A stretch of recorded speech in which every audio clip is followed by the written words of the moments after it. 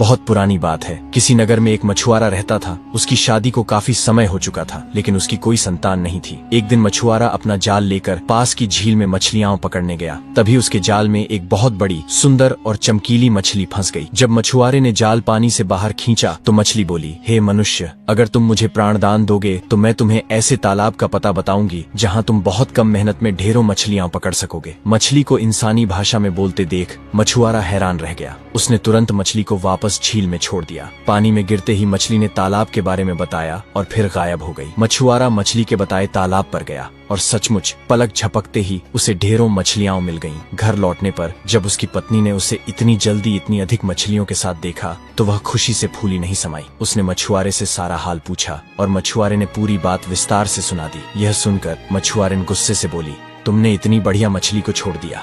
अगर तुम उसे पकड़कर लाते तो हम स्वादिष्ट मछली का मजा ले रहे होते। अगले दिन मछुआरा फिर उसी झील पर गया, इस आशा से कि शायद वही मछली फिर से जाल में फंस जाए और वह अपनी पत्नी को खुश कर सके। उसका भाग्य अच्छा था। सचमुच वही मछली फिर से उसके जाल में फंस गई। मछली ने फिर से छोड़ देने की विनती की। मछुआरे का दिल पसीज गया और उसने उसे पानी में छोड़ दिया। मछली ने फिर एक और तालाब का पता बताया और मछुआरा वहां से भी मछलियों का भारी बोझ लेकर घर लौटा। आज जब उसकी पत्नी ने यह जाना तो वह और भी गुस्से में बोली, किस गधे से पाला पड़ा है मेरा। हे राम, हमारा तो भाग्य ही फूटा है। भला हाथ आई ऐसी मछली भी कोई 2 बार छोड़ता है। अगर कल भी वह मिली और तुमने उसे छोड़ दिया तो मैं तुम्हें जान से मार दूंगी। अगले दिन बेचारा मछुआरा भोर होते ही झील पर पहुंच गया। उसने जाल डाला और कुछ देर बाद उसे खींचा। आज भी वही सुंदर बड़ी मछली उसके जाल में फंस गई, लेकिन इस बार मछली की सारी प्रार्थनाएं बेकार गईं। मछुआरे ने उसकी विनती अनसुनी कर दी और घर की ओर चल पड़ा। घर पहुंचकर मछुआरे ने एक बड़े पात्र में पानी भरकर मछली को उसमें डाल दिया। मछुआरा और उसकी पत्नी दोनों उसे निहारने लगे और सोचने लगे कि उससे कौन सा व्यंजन सबसे स्वादिष्ट बनेगा। तभी मछली ने सिर पानी से बाहर निकाला और बोली, अब मेरा मरना तो तय है, लेकिन मरने से पहले मैं तुम्हें अपनी आखिरी इच्छा बताना चाहती हूँ। क्या तुम उसे सुनोगे और मानोगे? दोनों ने हामी भर दी। मछली बोली, जब मैं मर जाऊं और पक जाऊं तब मेरा आधा मांस मछुआरिन खा ले, मेरा शोरबा घोड़ी को पिला देना और मेरा सिर कुतिया को खिला देना। मेरी 3 बड़ी हड्डियों को बगीचे में गाड़ देना और मेरी एक आंख रसोई की धार पर लटका देना। तब तुम्हारी संतानें होंगी और जब किसी भी बच्चे पर कोई संकट आएगा तो मेरी आंख से खून टपकेगा। मछुआरे ने मछली को पकाने और खाने के बाद जैसा उसने कहा था वैसा ही किया। समय बीतता रहा और भगवान की लीला देखो। एक ही रात में मछुआरे को 3 बेटे हुए। घोड़ी ने 3 बछड़े दिए और कुतिया ने 3 पिल्ले जन दिए। घोड़ी ने 3 बछड़े दिए और कुतिया ने 3 पिल्ले जने। तीनों अपने अपने रूप में इतने समान लगे कि उन्हें पहचानना मुश्किल हो गया। मछुआरे ने बेटों, बछड़ों और पिल्लों के लिए अलग अलग तावीज बनवाकर उनके गले में डाल दिए ताकि पहचान में आसानी रहे। जो 3 हड्डियां बगीचे में गाड़ी गई थीं, वे धीरे धीरे शानदार तलवारें बनकर उग आईं। समय बीता और बच्चे बड़े होते गए। जब बेटे जवान हुए तो मछुआरे ने तीनों को एक एक घोड़ा, एक एक कुत्ता और एक एक तलवार बांट दी। दिन यूं ही कटते रहे, पर सबसे बड़ा बेटा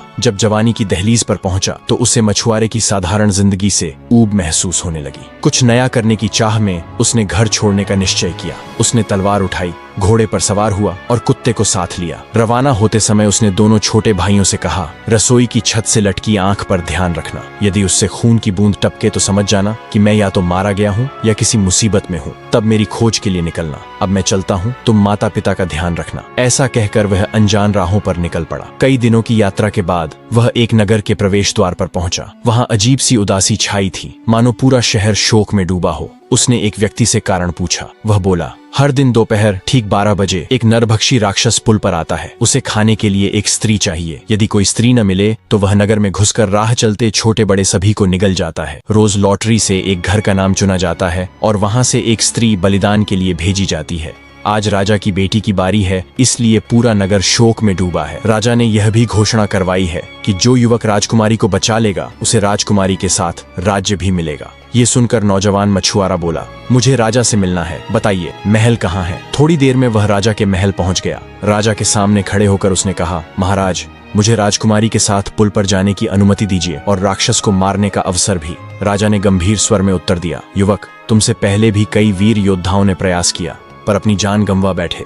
क्या तुम जानते हो यह कितना भयंकर राक्षस है? निर्भीक मछुआरा बोला, मेरे पास मजबूत तलवार है, समझदार कुत्ता मेरे साथ है। यदि आपको मुझ पर भरोसा न हो तो भी कृपा कर मुझे एक अवसर दीजिए। राजा ने गहरी सांस ली और बोले, ठीक है, जाओ अपनी जान दांव पर लगाओ। यदि जीत गए तो मैं अपनी बेटी का विवाह तुमसे कर दूंगा और राज्य भी तुम्हारा होगा। युवक ने कुत्ते को साथ लिया, घोड़े पर सवार हुआ और सीधे पुल की ओर निकल पड़ा। दोपहर के करीब सिर से पैर तक काले वस्त्रों में ढकी राजकुमारी अपनी सेविकाओं संग पुल पर आई। पुल के बीच पहुंचते ही सेविकाएं रोती बिलखती हुई लौट गईं और राजकुमारी अकेली रह गई। वह इधर उधर नजर घुमाने लगी तो उसने देखा कि पुल पर एक युवक अपने कुत्ते के साथ बैठा है। राजकुमारी ने उसके पास जाकर कहा, श्रीमान, आप यहाँ क्या कर रहे हैं? आपको पता नहीं यह नरभक्षी राक्षस मुझे खाने आने वाला है? कर रहे हैं? क्या आपको पता नहीं है कि यहाँ नरभक्षी राक्षस किसी भी समय मुझे खाने के लिए आने वाला है? अगर आप यहीं बैठे रहे तो वह आपको भी खा जाएगा। भोली और सुंदर राजकुमारी को देखते ही युवक उस पर मोहित हो गया। उसने उत्तर दिया, मैं सब कुछ जानता हूँ राजकुमारी, मैं आपको बचाने और आपसे विवाह करने आया हूँ। राजकुमारी ने घबरा कर कहा, अभागे युवक, यहाँ से भाग जाओ। तुम्हें मालूम नहीं है वह कितना नीच और शक्तिशाली राक्षस है। तुम उसे मार नहीं पाओगे, वह हम दोनों को ही निगल जाएगा। लेकिन युवक दृढ़ स्वर में बोला,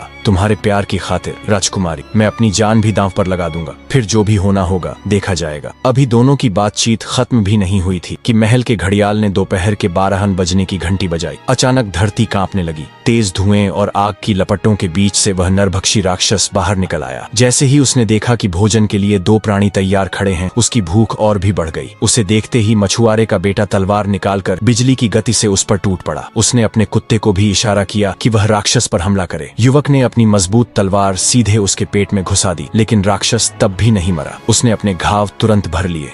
युवक हैरान रह गया कि राक्षस क्यों नहीं मर रहा। लड़ते लड़ते युवक और उसका कुत्ता गंभीर रूप से घायल हो चुके थे। तभी राजकुमारी ने पीछे से आवाज लगाई, नौजवान, आपको इसकी गर्दन को इसके धड़ से अलग करना होगा, तभी यह दैत्य मरेगा। युवक ने अपने प्राणों की सारी ताकत हथेली में समेटी और तलवार से जोरदार प्रहार किया। अगली ही क्षण राक्षस की गर्दन धड़ से अलग हो गई। गर्दन कटते ही वह वहीं चकनाचूर होकर राख में बदल गया। इसके बाद युवक ने राजकुमारी को अपने घोड़े पर बैठाया और महल की ओर रवाना हो गया। जब राजा को पता चला कि राक्षस मर चुका है तो वह बहुत प्रसन्न हुआ। वादे के अनुसार उसने अपनी बेटी की शादी मछुआरे के बेटे से कर दी और महल का सारा राजपाट उसके हाथों में सौंप दिया। धीरे धीरे मछुआरे का बेटा और राजकुमारी राज्य के राजा रानी बन गए। दोनों ने प्रजा पर बहुत उपकार किया और न्याय व करुणा से राज्य चलाया। राजा ने मछुआरे के बेटे का नाम बदलकर वीरेंद्र रखा और उसे राजगद्दी सौंपी। राजकुमारी और वीरेंद्र का भव्य विवाह हुआ। चारों ओर उत्सव का माहौल था। राज्य की प्रजा ने हर्षोल्लास से नए राजा रानी का स्वागत किया। कुछ वर्षों तक राज्य सुख शांति से चला, लेकिन समस्या तब खड़ी हुई जब राक्षस का सिर, जिसे सबने राख समझा था, जादुई शक्ति से फिर से जीवित होने लगा। असल में वह राक्षस कालासुर नाम का प्राचीन दैत्य था, जिसे कई शताब्दियों पहले ऋषियों ने शाप दिया था कि उसकी आत्मा कभी नष्ट नहीं होगी। राजकुमारी ने एक रात सपना देखा जिसमें कालासुर का सिर उससे बोला, मैं फिर लौटूंगा और इस बार न तुम्हें बचने दूंगा न तुम्हारे पति को। डरी सहमी राजकुमारी ने यह सपना वीरेंद्र को सुनाया।